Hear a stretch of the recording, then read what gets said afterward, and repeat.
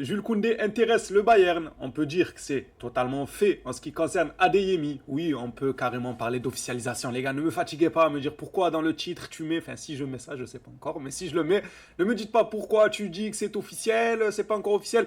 Le président du Barça a confirmé ça hier soir. Et Dortmund, le club même du joueur, est venu nous dire que leur joueur s'est absenté pour des raisons de transfert car il va aller voir ailleurs. Donc ne me dites pas, ouais, mais attends, il a pas signé. Tout le monde dit que c'est fait. Donc laissez-moi mettre les termes que je veux.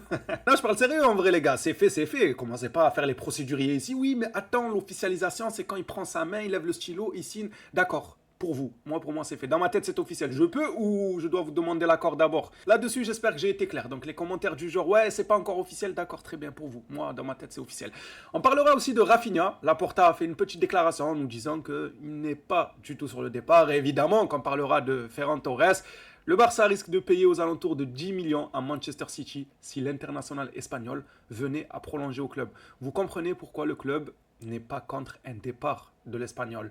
Bref, les Blaugrana, j'espère que le contenu vous plaira. N'hésitez pas à liker, vous abonner. Faites-moi confiance, ça vous plaira. Donc mettez le like et l'abonnement dès maintenant. Au moins, vous n'allez pas oublier. Les phénomènes, je vous prends pas plus de votre temps. On parle mercato, je sais que c'est ça qui vous intéresse le plus. On commence par le dossier Ferran Torres. Le Barça devrait payer à Manchester City 7 à 8 millions d'euros si Ferran Torres signe un nouveau contrat au Barça. C'était une clause convenue en 2021. Cela explique pourquoi une prolongation n'a pas encore été accordée et pourquoi le Barça est ouvert à un transfert.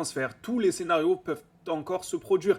Bon, moi, en voyant cette information, ça me confirme que Ferran est grandement poussé vers la sortie par le club. Parce qu'ils ne peuvent pas se permettre de lui proposer un contrat XXL avec un salaire XXL, parce qu'ils prennent en compte qu'ils vont devoir débourser 7 à 8 millions en cas de prolongation à Manchester City. Ça veut dire que ça fausse tous les calculs. Là où un club comme le Paris Saint-Germain, ils peuvent se permettre de lui proposer un salaire plus élevé que la moyenne, parce qu'ils n'ont pas les 7 ou 8 millions à débourser à un quelconque club. Ça change tout. Nous, dans nos calculs, on est obligé de prendre ça en compte. Et quand tu prends ça en compte, tu dois évidemment faire des calculs très différents. Je comprends totalement la posture du club.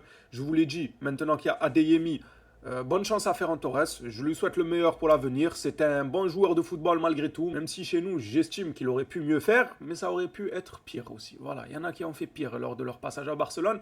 Ça a été en demi-teinte, il a servi à de nombreuses reprises, il aurait pu servir encore à l'avenir, mais maintenant qu'il y a Adeyemi, merci pour tes services. Donne-nous le montant là, aux alentours de 30-35 millions dont on nous parle, on va se satisfaire de ça, ça nous évitera de payer 7-8 millions, de te surpayer toi en termes de salaire et d'accueillir les bras ouverts un certain Adeyemi pour le plus grand plaisir des supporters.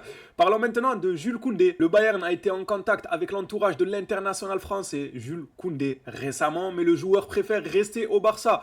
Voilà pourquoi ce dossier ne fait pas grand bruit. Avec mes propres mots, j'avais affirmé que pour moi, le club a signifié à Koundé qu'il souhaitait s'en séparer.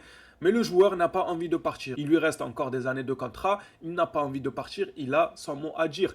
Maintenant que le club écoute les offres, ce n'est pas un secret. On le sait depuis un bon bout de temps qu'en cas d'offre conséquente, ils ouvriraient la porte à un départ. Mais dans ce dossier, c'est le joueur qui aura le dernier mot. Et si le dossier ne fait pas trop de bruit en l'envoyant à gauche, à droite, comme il y a quelques mois en arrière, par exemple du côté de Liverpool, si ça ne fait pas de bruit, c'est simple. C'est que le joueur a dit à la direction, moi je ne pars pas. Voilà, donc continuez à dire à la presse que Koundé, on écoute les offres, je sais pas quoi.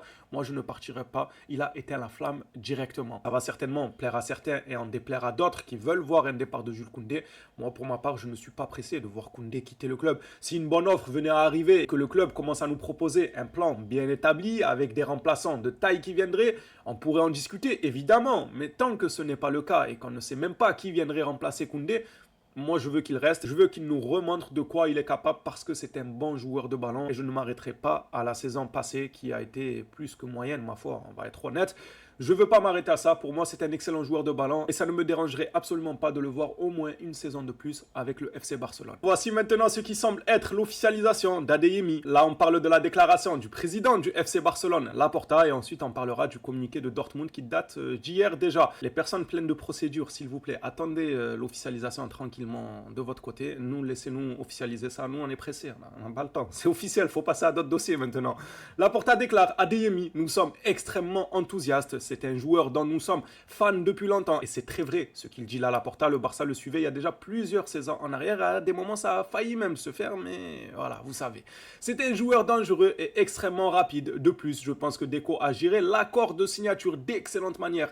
C'est bon, c'est assez français pour vous. Vous allez encore me dire non, mais c'est pas encore officiel. On sait jamais ce qui peut arriver. Une fusée peut s'écraser au moment de la signature. Oui, après, en partant de ce principe-là, on sait jamais. Dans une minute, on sait pas ce qui va arriver non plus. On va pas jouer à ça. Pour le moment, son club et le directeur nous disent que c'est fait, la signature, ils ont trouvé plus qu'un accord, c'est bon. On peut commencer à dire que c'est fait. Dortmund confirme officiellement l'absence d'Adeyemi à l'entraînement car il négocie son départ vers un autre club. Bon, je ne peux pas être plus clair. Voilà, donc s'il vous plaît, c'est la canicule. On n'a pas que ça à faire à se créer des débats là où il n'y en a pas. J'estime qu'on débat assez beaucoup dans la communauté. Adeyemi est un joueur du FC Barcelone. C'est bon ou pas? Après, maintenant, s'il rate sa visite médicale et tout, ça c'est autre chose. Mais en tout cas, accord avec le joueur, accord avec Dortmund, pour le montant, tout est ok. On a même vu le joueur se préparer à voyager. On a eu de jolis clichés à gauche, à droite et tout. Donc s'il vous plaît, passez à autre chose. Adeyemi, considérez-le comme un joueur du FC Barcelone dorénavant. Il va être présenté, on est le 13 les gars. Dans 3 jours, il est présenté. Donc clôturant ce dossier, ne perdons pas plus d'énergie. Laissant ça pour le dossier Alvarez, on a besoin de mettre beaucoup d'énergie. Justement, Laporta en a parlé. Laporta déclare concernant Julián Alvarez, nous avons fait une offre pour Julián Alvarez, elle n'est pas illimitée. Nous préciserons l'échéance plus tard. Bon, il y a une date de péremption. C'est ça qu'il veut dire, Laporta. Il y a une date de péremption sur l'offre d'Alvarez.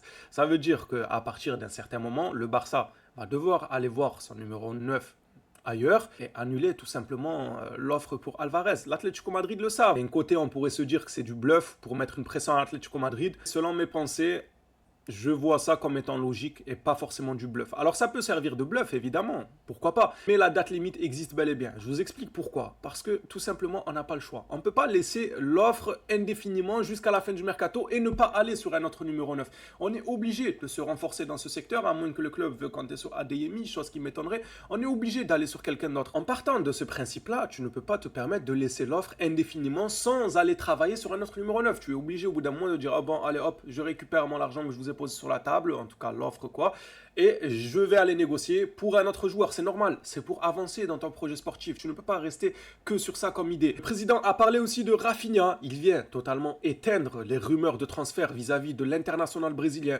On a des rumeurs depuis un long moment maintenant sur un probable départ de Rafinha. Gordon arrive, ah c'est Rafinha qui part. Adeyemi arrive, ah c'est Rafinha qui part. Un tel arrive, un tel est courtisé, je sais pas quoi, machin chouette, ah c'est Rafinha qui part. Alors que le joueur, il y a quelques semaines, il est venu face caméra en nous disant non, il n'a pas pour projet de quitter le FC Barcelone. Eh bien, à peine quelques jours après, c'est Laporta lui-même, le président du club, qui vient face caméra nous dire qu'il ne compte pas se séparer de Rafinha. Lisons ensemble mot pour mot. Les arrivées de Gordon et Adeyemi ne sont pas liées à son avenir. Nous n'avons aucun intérêt à le laisser partir. Il va rester, c'est un joueur clé pour nous. Bon, à ce niveau-là, on peut dire que la rumeur n'existe plus. Ça va être compliqué de voir un départ de Rafinha. Pour notre plus grand plaisir, au moins on pourra déguster la saison prochaine armé jusqu'aux dents. Déjà offensivement parlant pour commencer. Après niveau défensif, ça c'est autre chose, le chantier est encore ouvert. Pour clôturer cette vidéo actualité, l'Atlético Madrid se dit prêt à ouvrir la porte à un transfert de l'international argentin, sauf qu'ils ne veulent toujours pas le vendre au FC Barcelone. En gros, il n'y a rien de nouveau. Voilà, je vous fais passer l'information, mais ils nous fatiguent, les colchoneros ou les clochardos, je sais pas quoi là. Franchement, ils sont fatigants. Moi je me demande, est-ce qu'ils sont impactés par la canicule là-bas? Eh ben non, c'est des millionnaires. Non, ils ont 15 clims dans leur... Non, ils sont pas impactés, c'est normal. Parce que je pense que si le président était impacté par la canicule, il aurait vendu Alvarez. Il aurait dit, j'ai pas que ça à faire. Je transpire à gouttes et tu crois que je vais me casser la tête tout l'été avec un... Prenez, tenez, va acheter. Mais le mec, il a 15 clims de partout. Il a un toit ouvrant à la maison. Il peut ouvrir le toit pour dormir à la belle étoile. Il a de l'énergie encore pour se battre, pour garder le joueur argentin. Incroyable les gars, ramenez-le un peu à Lidl qui fasse des combats pour des climatiseurs. Peut-être que ça va lui changer des idées. Il verra que dans la vie, il y a d'autres priorités que de forcer un joueur à rester dans ta prison.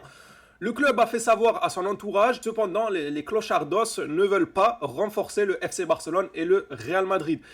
Ok, non, ok. Déjà, vous allez finir par nous renforcer. Vous n'avez pas le choix, à moins de vraiment vouloir vous donner une mauvaise image aux yeux de tous. Là, c'est déjà le cas. Mais si vous continuez à camper sur vos positions, ça va être encore plus scandaleux. Là, il est encore temps de se rattraper, de faire machine arrière, de dire bon, ok, Alvarez, c'est un rêve, on te laisse aller au Barça. Et c'est bon, les gens oublieront ce qui s'est passé parce que la finalité est que le joueur a réussi à poursuivre ses rêves. Maintenant, si le mercato ferme ses portes et que Alvarez est toujours à Madrid, bonne chance seulement pour l'image que vous aurez auprès des autres joueurs qui voudront s'engager chez vous. Ils vont vous mettre des clauses de malade mental. Et moi, je veux partir et je peux jouer 2 saisons, mais à partir de la 2e saison, tu dois me laisser une fenêtre pour sortir. Enfin, ils vont vous casser la tête. À chaque négociation, ça va être compliqué. Pourquoi? Parce qu'ils vont penser au cas Alvarez. Ils vont se dire, non, moi aussi, quand je vais vouloir aller voir ailleurs, ça va me bloquer, etc. Bref, bonne chance à vous. On verra jusqu'à quand vous pourrez tenir cette position-là. Et nous, les Blaugrana, on se dit à la prochaine vidéo sur le FC Barcelone. Et oui, c'est déjà terminé. Les informations ne se bousculent pas ces derniers jours. Ceci dit, on s'attrape à la prochaine. D'ici là, prenez soin de vous.